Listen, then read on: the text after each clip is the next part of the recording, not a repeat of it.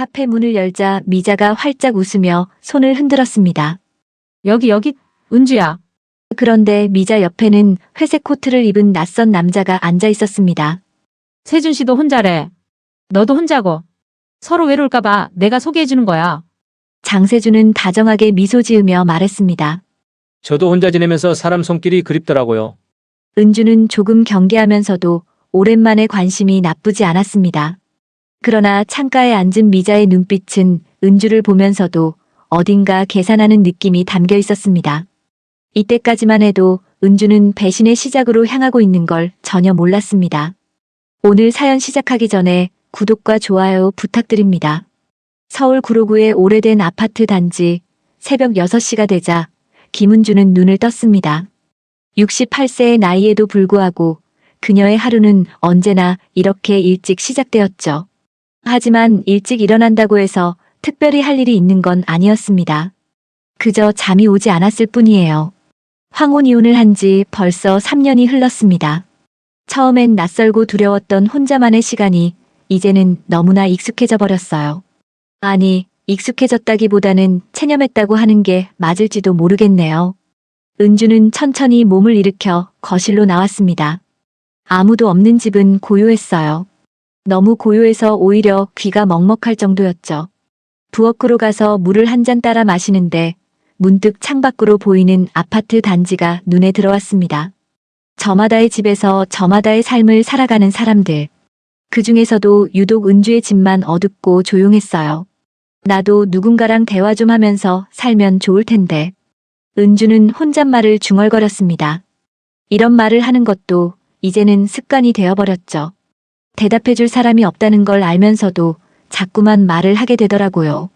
그래야 이 집이 조금이라도 덜 적막하게 느껴졌거든요. 아침을 간단히 먹고 나서 은주는 텔레비전을 켰습니다. 아침 드라마 재방송이었어요. 내용은 뻔했습니다. 가족 간의 갈등, 사랑과 미움, 그리고 결국엔 해피엔딩. 하지만 은주에게는 이마저도 소중한 일상이었죠. 최소한 집안에 사람 목소리가 들리니까요. 오전 10시쯤 되자 은주는 외출 준비를 했습니다. 오늘은 장을 보러 가는 날이었거든요.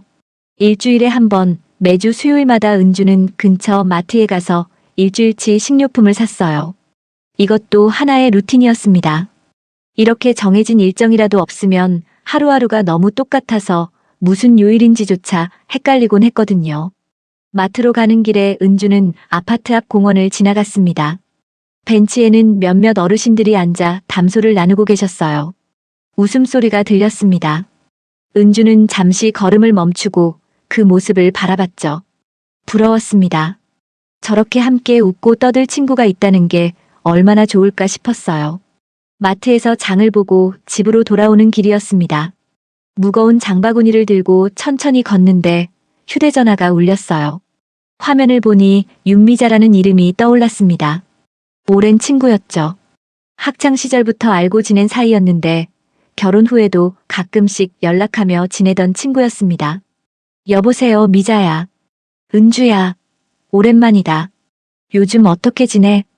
미자의 목소리는 여전히 밝고 경쾌했습니다. 은주는 그 목소리만 들어도 기분이 조금 나아지는 것 같았어요. 그냥 그렇지 뭐. 너는? 나야 뭐 늘 그렇지. 그나저나 은주야, 너 오늘 시간 있어? 나 지금 시장 앞 카페에 있는데 잠깐 나올래? 얼굴 좀 보자. 갑작스러운 제안이었습니다. 하지만 은주에게는 반가운 제안이기도 했죠. 오랜만에 친구를 만난다는 건 그녀에게는 특별한 일이었거든요. 지금? 응, 좋아. 어느 카페야? 시장 입구 쪽에 새로 생긴 데 있잖아. 거기로 와. 기다릴게. 전화를 끊고 은주는 장바구니를 들고 서둘러 집으로 향했습니다. 집에 도착해서 장본 물건들을 냉장고에 넣고 거울을 보며 옷을 다시 챙겨 입었어요. 언제 외출했는지 기억도 나지 않을 만큼 오랜만의 약속이었습니다. 은주는 가벼운 화장을 하고 깔끔한 옷으로 갈아입었죠. 카페로 가는 길 은주의 마음은 조금 설레기도 했습니다. 오랜만에 친구를 만나서 도란도란 이야기를 나눈다는 게 얼마나 오랜만인지 모르겠더라고요. 3년 동안 은주는 정말 최소한의 사람들하고만 만났거든요. 이혼 후에는 사람들과의 관계가 자연스럽게 끊겼습니다. 부부 단위로 만나던 사람들은 이혼 후에 연락이 뜸해졌고 가족들도 각자의 삶이 바빠서 자주 보지 못했어요. 카페 앞에 도착한 은주는 잠시 숨을 고르고 문을 열었습니다. 따뜻한 공기와 함께 커피 향이 코끝을 스쳤어요. 미자는 창가 자리에 앉아 있었습니다. 은주를 보자 활짝 웃으며 손을 흔들었죠. 여기, 은주야. 은주는 미소를 지으며 미자에게 다가갔습니다.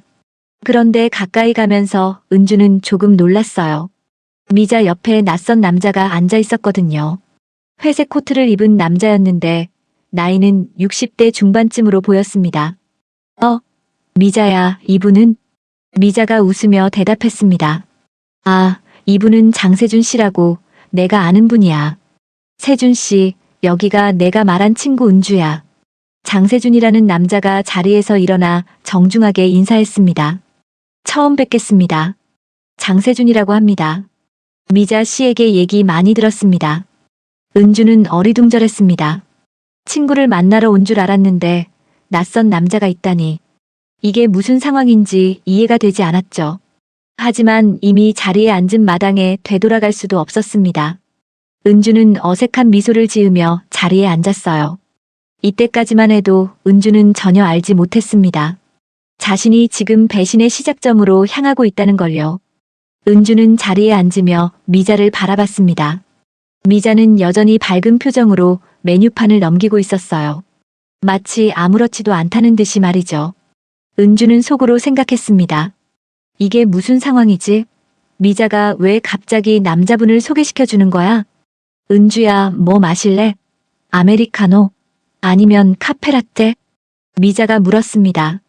은주는 대충 대답했어요. 아메리카노로 할게. 장세준이라는 남자는 은주 맞은편에 앉아 조용히 미소를 짓고 있었습니다. 그의 표정은 부드러웠고 말투도 정중했어요. 하지만 은주는 여전히 불편했죠. 이런 자리를 전혀 예상하지 못했거든요. 미자가 커피를 주문하고 나서 본격적으로 이야기를 시작했습니다. 은주야, 사실은 말이야. 세준 씨도 요즘 혼자 지내시거든. 나도 혼자고, 너도 혼자고. 그래서 내가 생각했어. 우리 나이에 혼자 있으면 외롭잖아. 그래서 오늘 이렇게 자리를 마련한 거야. 은주는 깜짝 놀랐습니다. 이게 무슨 소리인지 이해가 되지 않았어요. 미자가 자신을 소개팅 자리에 데려온 건가요? 아무런 말도 없이요? 미자야, 그게 무슨 말이야? 나한테 미리 얘기라도 해줬어야지. 은주의 목소리에는 당황스러움이 묻어났습니다. 하지만 미자는 태연하게 웃으며 말했어요. 그러면 너 안 나올 거 뻔하잖아. 일단 만나보라고. 세준 씨 참 좋은 분이야. 장세준이 조심스럽게 말을 이었습니다. 은주 씨, 저도 갑작스러운 자리라 불편하실 거라 생각합니다. 하지만 미자 씨가 은주 씨 이야기를 워낙 많이 해주셔서요. 그냥 가볍게 차나 한잔하면서 인사만 나누는 거라 생각해 주시면 좋겠습니다. 그의 말투는 예의가 바르고 부드러웠습니다. 은주는 조금 경계심을 늦추며 고개를 끄덕였어요. 어차피 여기까지 온 마당에 그냥 가기도 뭐하고 일단은 이야기라도 나눠보자 싶었죠. 커피가 나왔습니다. 은주는 커피를 한 모금 마시며 장세준을 슬쩍 관찰했어요. 첫인상은 나쁘지 않았습니다. 단정한 옷차림에 차분한 말투, 그리고 예의 바른 태도. 하지만 은주는 여전히 마음을 열지 못했죠. 세준 씨는 어떻게 지내세요? 미자 말로는 혼자 계신다고 들었는데요. 은주가 조심스럽게 물었습니다. 장세준은 잠시 커피잔을 내려놓고 대답했어요. 네, 저도 몇 년 전에 아내를 먼저 보냈습니다. 그 이후로는 혼자 지내고 있어요. 처음에는 정말 힘들었는데 이제는 조금 익숙해졌죠. 그래도 가끔은 사람 손길이 그리울 때가 있더라고요. 그의 목소리에는 진심이 담겨 있는 것처럼 들렸습니다. 은주도 그 마음을 이해할 수 있었어요. 혼자 지내는 삶의 외로움을 누구보다 잘 알고 있었으니까요. 미자가 분위기를 띄우듯 밝게 말했습니다. 그러니까 말이야. 세준 씨도 외롭고 은주 너도 외로운데 가끔 이렇게 만나서 차도 마시고 밥도 먹으면 좋잖아. 나이 들어서 혼자 있으면 우울해지기 쉽다고. 은주는 미자의 말을 들으며 복잡한 생각이 들었습니다. 친구의 마음은 고마웠지만 왠지 모르게 뭔가 석연치 않은 느낌이 들었거든요. 미자가 왜 이렇게 적극적으로 나서는 걸까요? 장세준이 다시 말을 이었습니다.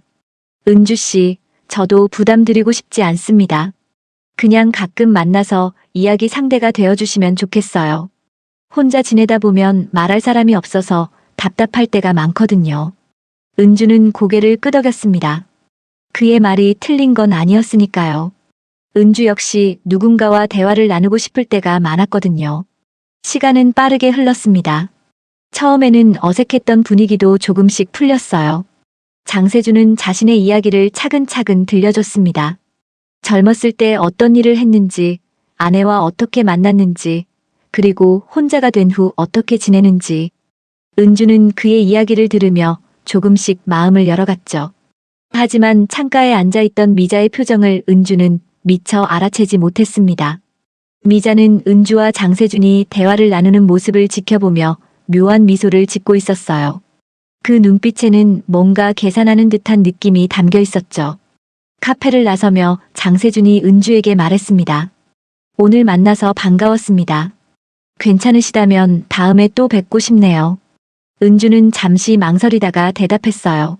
네, 그러면 좋겠네요. 미자가 환하게 웃으며 말했습니다. 그래. 우리 셋이 자주 만나자.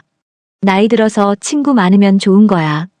집으로 돌아오는 길 은주는 오늘 있었던 일을 곱씹어 봤습니다. 갑작스러운 만남이었지만 나쁘지는 않았어요. 장세준이라는 사람도 괜찮아 보였고요. 하지만 마음 한구석에는 여전히 불편함이 남아 있었습니다. 그날 밤 은주는 잠자리에 누워서도 계속 생각했어요. 미자가 왜 갑자기 남자를 소개시켜 준 걸까? 정말 친구로서 자신을 걱정해서 그런 걸까? 아니면 다른 이유가 있는 걸까? 하지만 은주는 곧 그 생각을 떨쳐냈습니다. 설마 친구가 나쁜 마음을 먹었겠어. 미자는 학창시절부터 알고 지낸 친구인걸. 나를 위해서 그런 거겠지. 은주는 그렇게 자신을 안심시키며 눈을 감았습니다. 하지만 그녀는 미처 알지 못했죠. 그 믿음이 자신을 더 깊은 함정으로 끌고 가고 있다는 걸요. 다음 날 아침 은주는 평소처럼 일찍 잠에서 깼습니다. 그런데 오늘은 뭔가 달랐어요. 휴대전화에 문자 메시지가 와 있었거든요.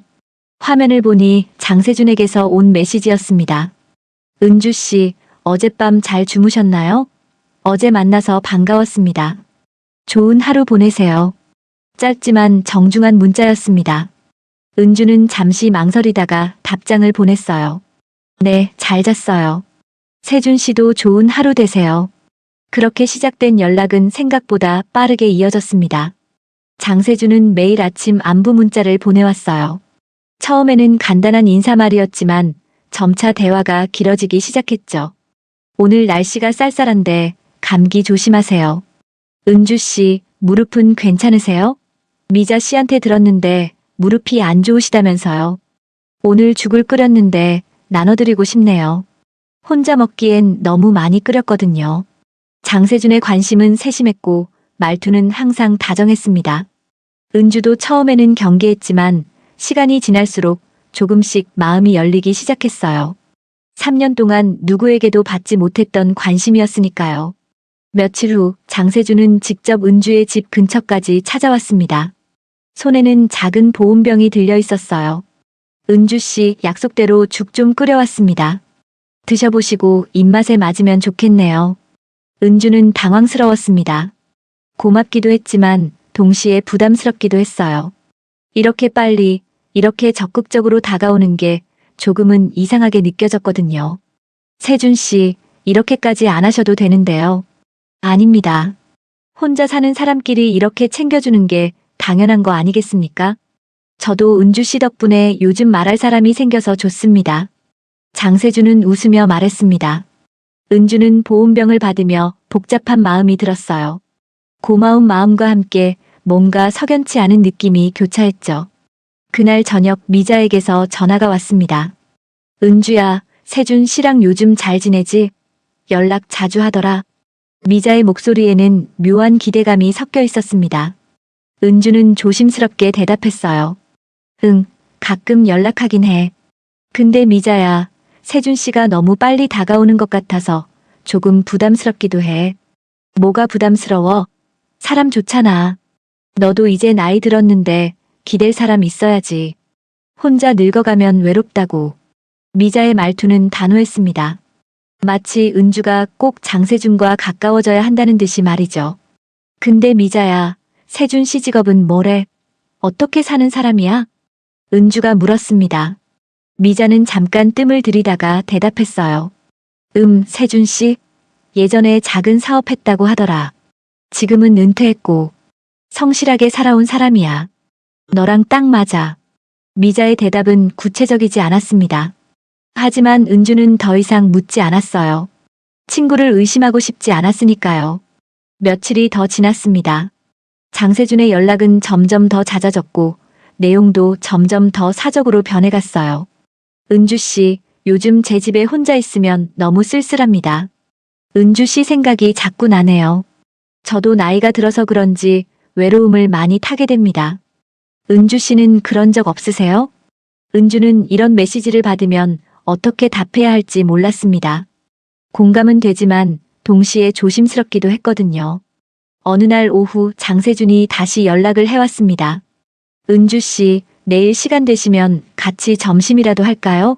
미자 씨도 같이 나온답니다. 미자도 함께 한다는 말에 은주는 조금 안심이 되었습니다. 셋이 함께 만나는 거라면 부담이 덜할 것 같았거든요.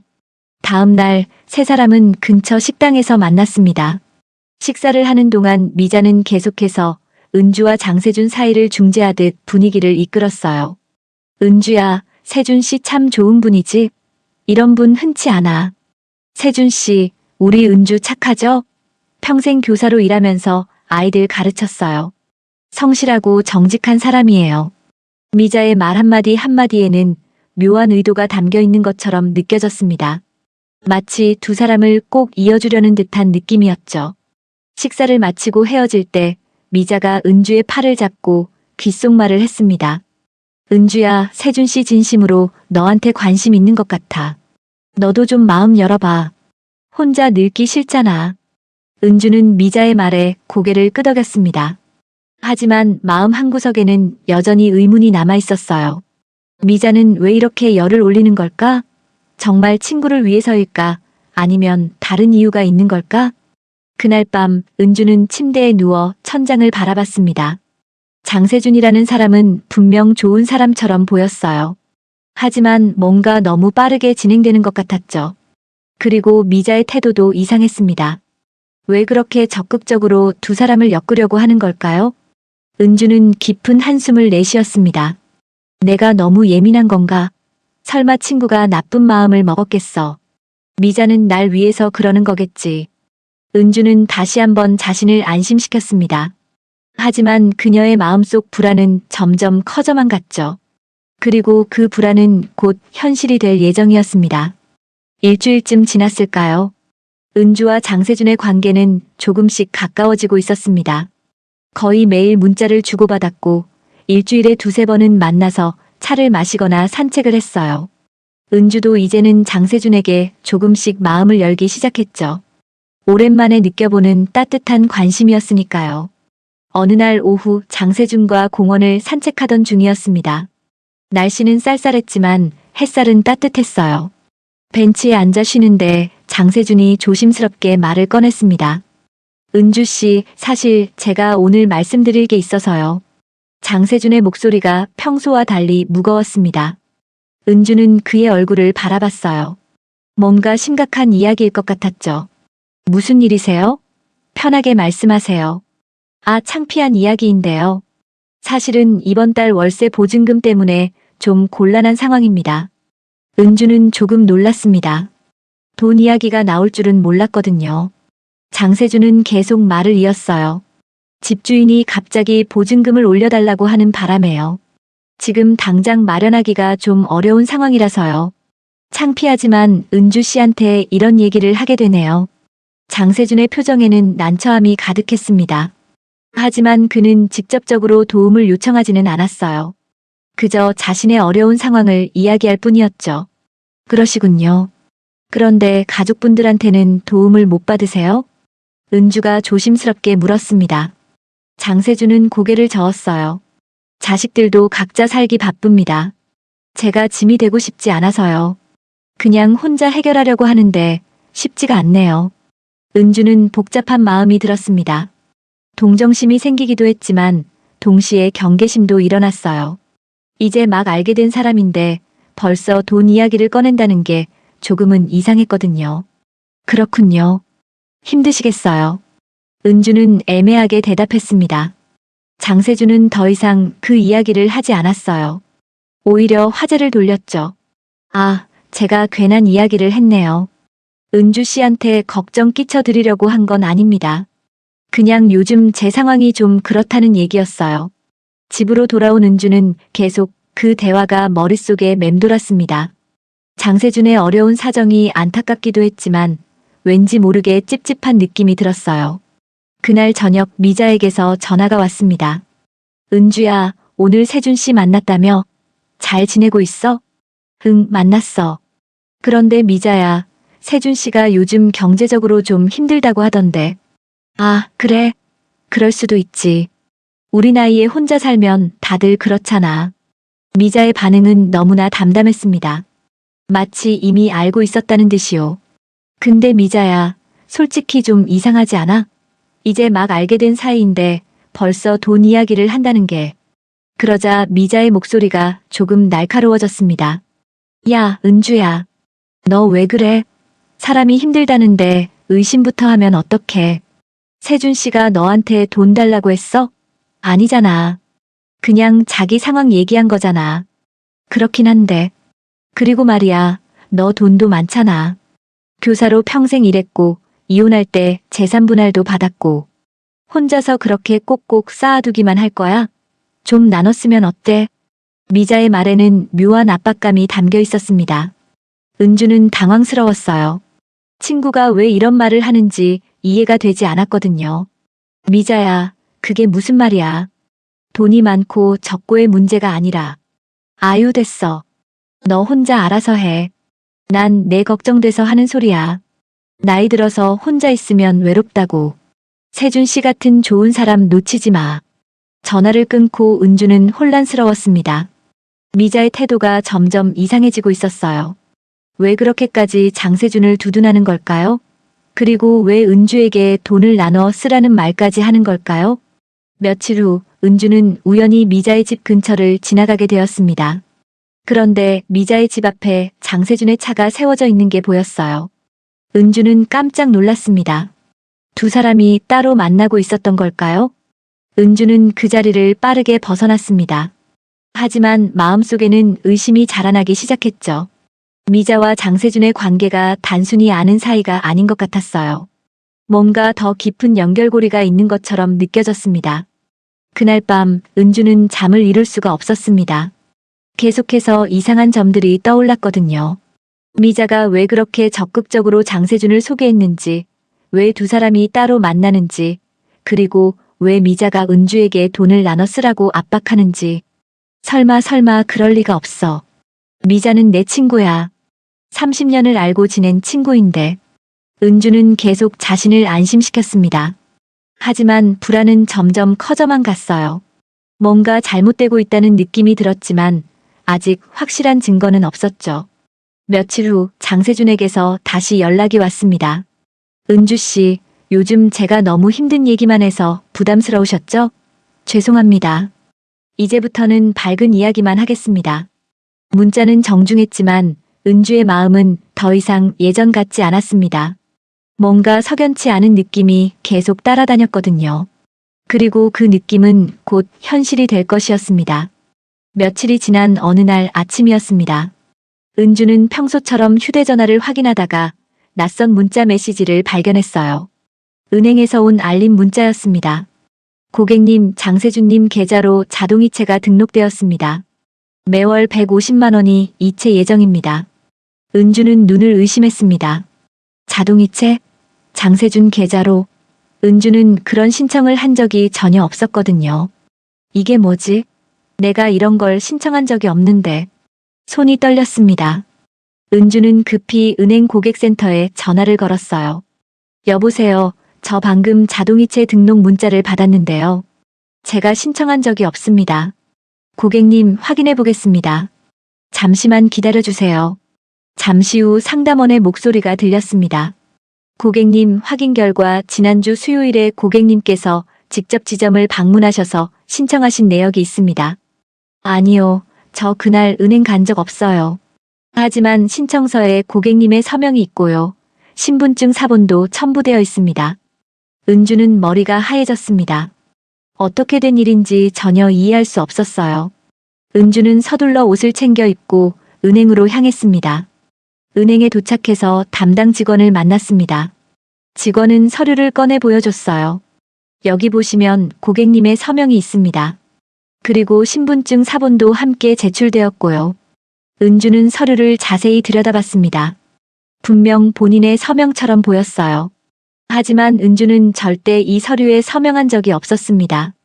이건 제가 쓴 게 아니에요. 누군가 제 서명을 위조한 겁니다. 고객님, 그러시다면 경찰에 신고하셔야 할 것 같습니다. 저희도 조사를 진행하겠습니다. 은주는 은행을 나와 멍하니 서 있었습니다. 도대체 누가 이런 짓을 한 걸까요? 그리고 어떻게 본인의 서명을 이렇게 완벽하게 흉내낼 수 있었을까요? 그때 문득 한 가지 생각이 떠올랐습니다. 얼마 전 미자의 집에 놀러 갔을 때 미자가 서류에 서명 좀 해달라고 했던 기억이 났어요.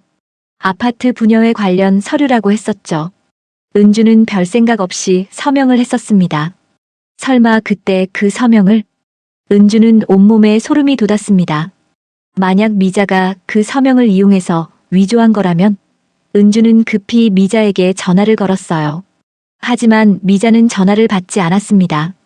은주는 곧장 미자의 집으로 향했습니다. 초인종을 눌렀지만 대답이 없었어요. 은주는 계속 초인종을 눌렀습니다. 한참을 기다린 끝에 미자가 문을 열었죠. 은주야, 왜 이래? 무슨 일이야? 미자의 표정은 평소와 달리 경직되어 있었습니다. 은주는 떨리는 목소리로 물었어요. 미자야, 나 은행에서 이상한 문자를 받았어. 장세준 씨 계좌로 자동이체가 등록됐다는데 넌 이거 아는 거야? 미자의 얼굴이 순간 굳었습니다. 하지만 곧 태어난 척하며 말했죠. 그게 뭔 소리야? 나도 모르는 일인데. 미자야, 솔직히 말해. 혹시 너랑 세준 씨가 무슨 계획을 짠 거 아니야? 그러자 미자의 표정이 변했습니다. 더 이상 숨길 수 없다는 듯이 한숨을 쉬더니 말했어요. 은주야, 세준 씨가 요즘 정말 힘들다고 하더라. 나도 안타까워서 좀 도와주려고 했어. 그래서 내 서명을 위조한 거야? 내 돈을 몰래 빼돌리려고? 위조라니, 그게 무슨 말이야?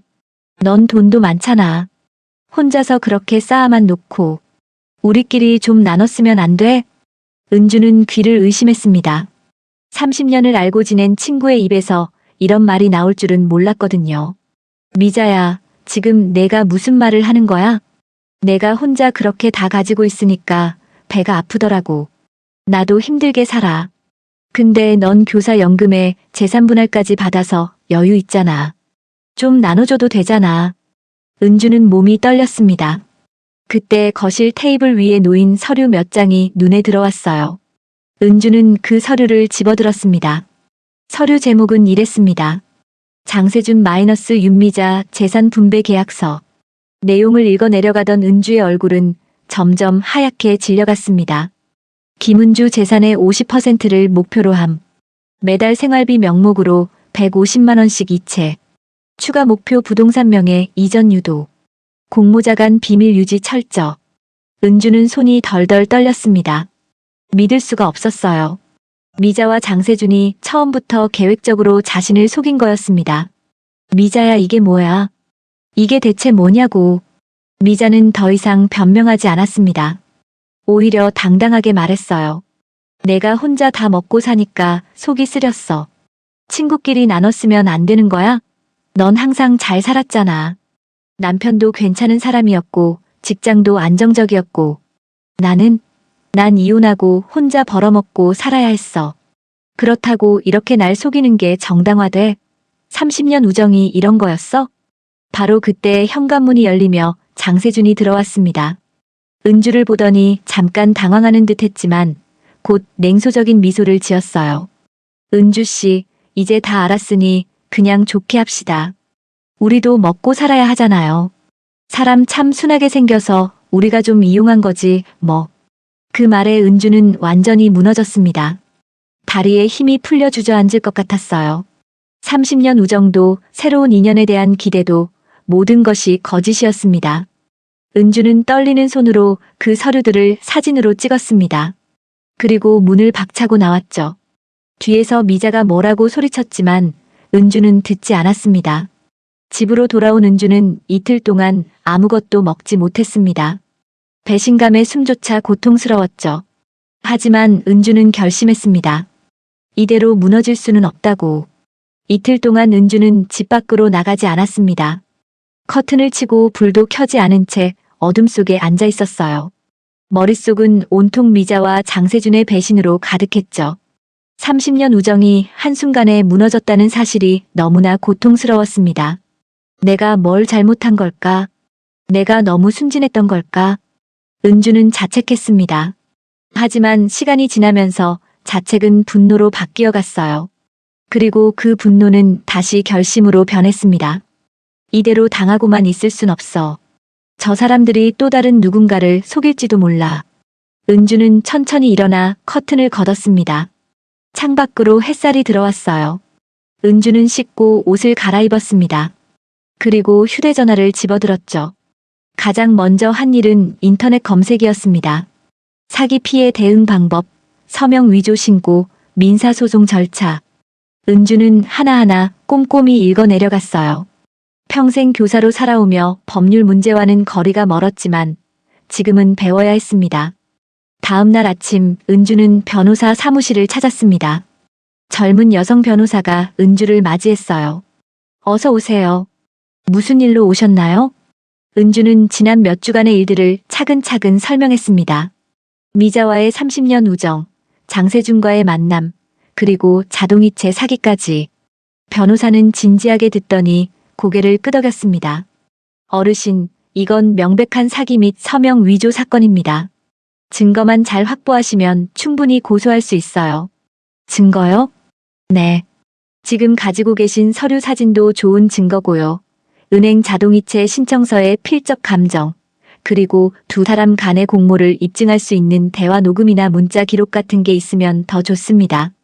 은주는 고개를 끄덕였습니다. 변호사는 계속 조언을 이어갔어요. 그리고 혹시 두 분이 만나는 장면을 목격하신 적 있으세요? 아니면 돈거래 내역 같은 것도 추적 가능합니다. 네, 제가 미자 집에서 봤던 계약서 사진이 있어요. 그리고 은행에 가면 자동이체 신청서도 확인할 수 있고요. 좋습니다. 그럼 먼저 은행에 가서 신청서 원본을 확보하시고 필적 감정을 의뢰하세요. 그리고 경찰서에 사기 및 문서 위조로 고소장을 접수하시면 됩니다. 상담을 마치고 나온 은주는 마음이 조금 정리되었습니다. 이제 무엇을 해야 할지 명확해졌거든요. 은주는 곧바로 은행으로 향했습니다. 은행에서 자동이체 신청서 원본을 받아낸 은주는 필적 감정 기관을 찾아갔습니다. 감정 전문가는 은주의 실제 서명과 신청서의 서명을 비교했어요. 이건 명백히 다른 사람이 쓴 겁니다. 필압, 회계 방향, 속도 모두 다르네요. 정식 감정서를 발급해드리겠습니다. 증거가 하나씩 모이기 시작했습니다. 은주는 집으로 돌아와 미자와 주고받은 모든 문자 메시지를 저장했어요. 장세준과의 대화 내용도 빠짐없이 캡처했습니다. 그런데 증거를 정리하다가 은주는 한 가지를 더 깨달았습니다. 미자와 장세준이 만나는 장면을 직접 확인할 필요가 있다는 거였죠. 그래야 둘의 공모 관계를 확실히 입증할 수 있었습니다. 며칠 후 은주는 미자의 집 근처에서 기다렸습니다. 추운 날씨였지만 은주는 참았어요. 오후 3시쯤 장세준의 차가 미자의 아파트 앞에 멈췄습니다. 장세준이 내려 미자의 집으로 들어가는 모습을 은주는 휴대전화로 촬영했죠. 1시간쯤 지났을까요? 은주는 조심스럽게 미자의 집 문 앞까지 다가갔습니다. 안에서 대화 소리가 들렸어요. 은주는 휴대전화 녹음 기능을 켰습니다. 은주 그 여자 완전히 속았더라고. 순진해서 다행이야. 장세준의 목소리였습니다. 은주는 숨을 죽였어요. 그러니까. 근데 이제 눈치챈 것 같은데 어떡하지? 미자의 목소리가 들렸습니다. 괜찮아. 이미 자동이체는 시작됐고 우리가 발뺌하면 그만이야. 어차피 증거 없잖아. 그래도 혹시 모르니까 조심하자. 은주가 경찰에 신고라도 하면 귀찮아져. 신고? 그 여자가 그럴 배짱이 있을 것 같아? 평생 착하게만 살아온 사람인데. 둘은 비웃듯 웃었습니다. 은주는 온몸이 떨렸지만 끝까지 녹음을 계속했어요. 그나저나 은주 집이 꽤 괜찮던데. 나중에 기회되면 부동산 명의도 넘겨받을 수 있을 것 같아. 야, 너무 욕심내지 마. 일단 매달 150만 원씩만 받아도 충분해. 알았어, 알았어. 일단은 조용히 있자. 은주는 녹음을 멈추고 조용히 그 자리를 떠났습니다. 손은 떨렸지만 마음은 확고했어요. 이제 결정적인 증거를 확보했습니다. 집으로 돌아온 은주는 모든 증거를 정리했습니다. 계약서 사진, 필적 감정서, 문자 메시지, 대화 녹음, 그리고 두 사람이 만나는 사진까지. 은주는 이 모든 것을 USB에 저장하고 사본도 여러 개 만들어 두었어요. 다음 날 은주는 경찰서를 찾았습니다. 담당 형사에게 모든 증거를 제출했죠. 어르신, 이 정도면 충분합니다. 사기 및 문서 위조 혐의로 수사를 시작하겠습니다. 형사의 말에 은주는 안도의 한숨을 쉬었습니다. 이제 시작이었어요. 은주는 더 이상 피해자로만 남아있지 않을 것입니다. 그날 밤 은주는 오랜만에 편안하게 잠들 수 있었습니다. 복수심이 아니라 정의를 위한 싸움이었거든요. 평생 정직하게 살아온 자신을 지키기 위한 싸움이었습니다. 일주일 후 은주는 미자에게 문자를 보냈습니다. 미자야, 우리 한번 만나자. 얘기할 게 있어. 내일 오후 2시에 구로동 주민센터 앞 공원에서. 미자는 한참 후에 답장을 보내왔습니다. 무슨 일인데? 갑자기. 직접 만나서 얘기하자. 세준 씨도 같이 나와. 미자는 더 이상 답장을 보내지 않았습니다. 하지만 은주는 알고 있었어요. 둘은 분명 나올 것이라고. 아직 자신들이 완전히 들통난 줄 모르고 있을 테니까요. 다음 날 오후 은주는 약속 장소에 먼저 도착했습니다. 늦겨울의 차가운 바람이 뺨을 스쳤어요. 벤치에 앉아 기다리는데 멀리서 미자와 장세준이 함께 걸어오는 모습이 보였습니다. 두 사람은 은주 앞에 섰습니다. 미자가 먼저 말했어요. 은주야, 무슨 일이야? 갑자기 부르면 어떡해. 은주는 천천히 일어났습니다. 그리고 차분한 목소리로 말했죠. 이제 끝내려고 해. 더 이상 이렇게 갈 수 없잖아. 장세준이 비웃듯 말했습니다. 끝내다니 무슨 소리예요? 은주 씨, 우리가 좋게 합시다고 했잖아요. 좋게요?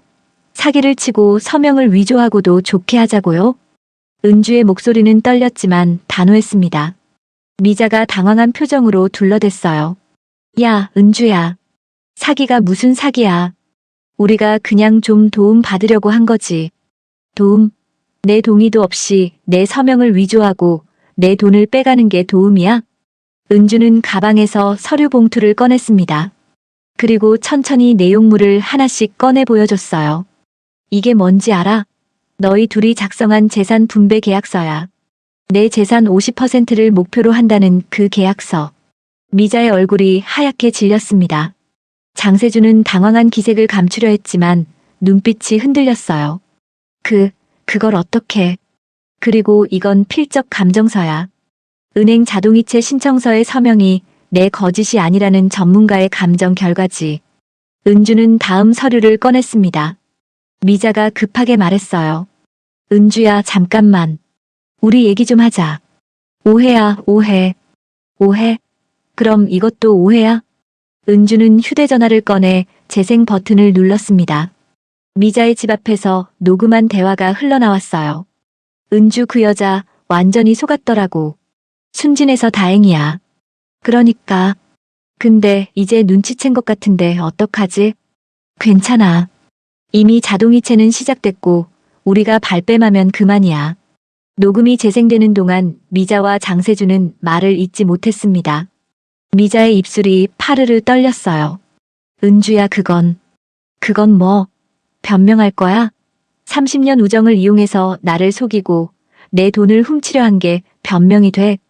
은주의 목소리에는 분노와 슬픔이 섞여 있었습니다. 장세준이 태도를 바꿔 애원하듯 말했어요. 은주 씨, 우리가 잘못했습니다. 그냥 좋게 해결할 수 없을까요? 돈은 다 돌려드리겠습니다. 이제 와서 돌려준다고요? 처음부터 계획적으로 날 속인 사람들이? 은주는 마지막 서류를 꺼냈습니다. 경찰서 고소장 접수 중이었어요. 이미 경찰서에 고소했어요.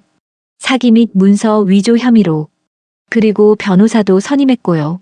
미자가 발악하듯 소리쳤습니다. 야, 우리가 평생 친구였잖아. 어떻게 친구를 경찰에 신고해? 너 혼자 잘 먹고 잘 사는 게 억울했어. 나도 힘들게 살았다고. 은주는 미자를 똑바로 바라봤습니다. 그게 질투인지 우정인지 이제는 나도 알겠어. 내가 힘들었다면 도와달라고 솔직하게 말했어야지. 왜 사기를 쳤어? 왜 날 이용했어? 그게. 미자는 더 이상 말을 잇지 못했습니다. 장세준이 마지막으로 시도했어요. 은주 씨, 제발 한 번만 봐주세요. 우리도 살기 힘들어서 그랬습니다.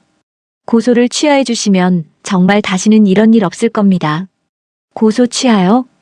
은주는 고개를 저었습니다. 안 돼요. 당신들이 나한테만 이런 짓을 한 게 아닐 수도 있잖아요. 그리고 앞으로 또 다른 누군가를 속일 수도 있고요. 나는 그냥 피해자로만 남고 싶지 않아요. 은주의 목소리는 확고했습니다.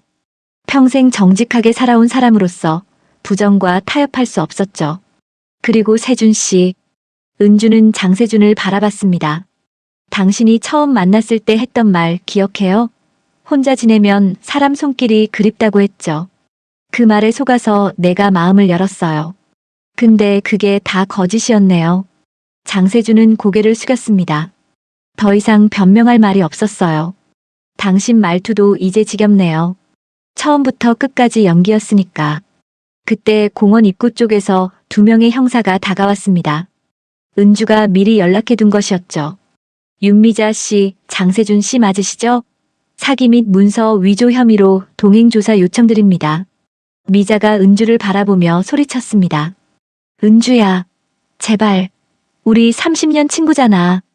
은주는 차갑게 대답했습니다. 30년 친구는 친구를 이렇게 배신하지 않아. 형사들은 미자와 장세준을 데리고 경찰차로 향했습니다. 뒤돌아보는 미자의 얼굴에는 후회가 가득했지만 이미 늦었습니다. 은주는 그 모습을 지켜보며 깊은 한숨을 쉬었습니다. 가슴 한쪽이 무너지는 것 같았지만 동시에 후련하기도 했어요. 이제 정말 끝났습니다. 그로부터 일주일이 지났습니다. 은주는 경찰서에서 연락을 받았어요. 미자와 장세준이 모든 혐의를 인정했다는 소식이었습니다. 두 사람은 사기 및 문서 위조 혐의로 기소될 예정이었죠. 어르신 잘 대처하셨습니다. 어르신이 모은 증거들 덕분에 수사가 수월했어요. 형사의 말에 은주는 고개를 끄덕였습니다. 후련하면서도 한편으로는 허전했어요. 30년 우정이 이런 식으로 끝나다니. 하지만 어쩔 수 없는 일이었죠. 변호사로부터도 연락이 왔습니다. 어르신, 자동이체된 금액은 전액 환불 조치됩니다. 그리고 민사상 손해배상도 청구할 수 있어요. 아니요, 돈은 됐어요. 그냥 다시는 이런 일이 없었으면 좋겠어요. 은주는 정중히 거절했습니다. 돈이 중요한 게 아니었거든요. 자신이 당한 일에 대해 제대로 맞서 싸웠다는 것, 그것만으로도 충분했습니다. 며칠 후 은주는 오랜만에 시장 앞 카페를 찾았습니다. 미자와 처음 장세준을 만났던 그 카페였어요. 창가 자리에 앉아 따뜻한 아메리카노를 주문했습니다. 커피를 마시며 창밖을 바라보는데 문득 지난 몇 주간의 일들이 주마등처럼 스쳐 지나갔습니다. 미자의 전화, 장세준과의 만남, 그리고 충격적인 배신. 모든 것이 꿈만 같았어요. 내가 너무 순진했던 걸까? 은주는 잠시 자책했습니다. 하지만 곧 고개를 저었어요. 순진한 게 잘못이 아니었습니다. 잘못은 그 순진함을 이용한 사람들에게 있었죠. 혼자 오셨어요? 옆 테이블에 앉은 할머니가 은주에게 말을 걸었습니다. 은주는 미소를 지으며 대답했어요. 네, 혼자예요. 저도 혼자 왔는데 같이 앉아도 될까요? 혼자 커피 마시면 심심하거든요. 은주는 잠시 망설였습니다. 예전 같았으면 경계했을 거예요. 하지만 지금의 은주는 달랐습니다. 그러세요. 할머니는 자리를 옮겨 은주와 마주 앉았습니다. 두 사람은 이런저런 이야기를 나눴어요. 날씨 이야기, 동네 이야기, 자식들 이야기. 가볍지만 따뜻한 대화였죠. 요즘 혼자 사는 어르신들이 많더라고요. 저도 남편 먼저 보내고 혼자 살아요. 할머니의 말에 은주는 고개를 끄덕였습니다. 저도 혼자 살아요. 처음엔 많이 외로웠는데 이제는 괜찮아졌어요. 외로움에 익숙해지면 그것도 문제예요. 사람은 사람과 함께 있어야 하는데. 맞아요. 근데 조심할 것도 많더라고요. 은주의 말에 할머니가 고개를 끄덕였습니다. 그렇죠. 요즘 나쁜 사람들도 많으니까. 그래도 좋은 사람들도 많아요. 너무 마음을 닫지는 마세요. 할머니의 말이 은주의 마음에 와닿았습니다. 그래요. 세상에는 나쁜 사람도 있지만 좋은 사람도 있습니다. 미자와 장세준 때문에 모든 사람을 의심할 필요는 없었죠. 카페를 나서는 은주의 발걸음은 가벼웠습니다. 예전처럼 무겁지 않았어요. 공원을 지나는데 벤치에 앉아있는 어르신들이 보였습니다. 웃음소리가 들렸죠. 은주는 잠시 멈춰 그 모습을 바라봤습니다. 나도 저렇게 웃으며 살 수 있을까? 은주는 자신에게 물었습니다. 그리고 곧 대답했어요. 그럴 수 있어. 나는 이겨냈으니까. 집으로 돌아온 은주는 거울 앞에 섰습니다. 거울 속 자신의 얼굴을 찬찬히 들여다봤어요. 주름이 깊어지고 머리는 휘어졌지만 눈빛만은 또렷했습니다. 나는 바보가 아니었어. 은주는 거울 속 자신에게 말했습니다. 나는 참았고 견뎌냈고 결국 나를 지켜냈어. 그날 밤 은주는 오랜만에 편안하게 잠들었습니다. 악몽도 꾸지 않았어요. 다음 날 아침 은주는 상쾌하게 일어났습니다. 창문을 열자 따뜻한 봄 햇살이 들어왔어요. 어느새 겨울이 지나고 봄이 오고 있었습니다. 은주는 깊게 숨을 들이마셨죠. 며칠 후 은주는 동네 복지관에 등록했습니다. 노인 교육 봉사 프로그램이었어요. 평생 교사로 살아온 은주에게 딱 맞는 일이었죠. 아이들은 아니지만 배우고 싶어하는 어르신들에게 글을 가르치는 일이었습니다. 첫 수업날 은주는 긴장했습니다. 하지만 수업을 시작하자 예전의 감각이 되살아났어요. 학생들은 진지하게 은주의 말을 들었고 은주는 정성껏 가르쳤습니다. 수업이 끝나고 한 할머니가 은주에게 다가왔습니다. 선생님 감사합니다. 제가 평생 글을 못 배워서 한이 많았는데 이제라도 배우니 너무 좋아요. 그 말에 은주는 가슴이 뭉클했습니다. 누군가에게 도움이 된다는 것,